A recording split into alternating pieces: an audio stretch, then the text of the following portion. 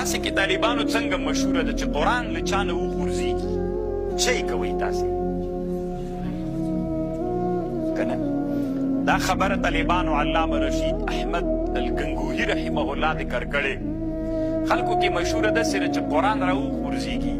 بیا به د هغې په اندازه باندې قرآن به له غنمو سره تلې یو هومره غنم بیا صدقې تاسې کې چا کې دا عادت شته چې اوس هم دا عادت وي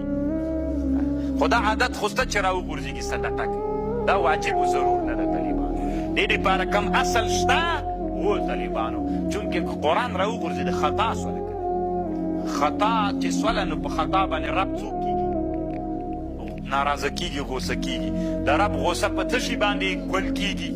ان الصدقه لتطفئ غضب الرب دغه حدیث نه طالبانو یې دې دپاره استدلال سوی نو دا طریقه خلکو ته ورکړه کنه قرآن در نه را وغورځېده نو اگر چې دا خو اکثره په خطا باندې خو بیا هم عوامو کې بس دا جوړه ده ښه ده چې صدقه باندې سړی عادت سي طالبانو د صدقه باندې عادت کېدل هم انسان کې طالبانو حسونه لري بعضې انسانان چې څومره خانه نه وي په صدقه نه عادت بعضې انسانان طالبانو نو په صدقه باندې انسان باید عادت وي روږ دی وي عادت ولري داسې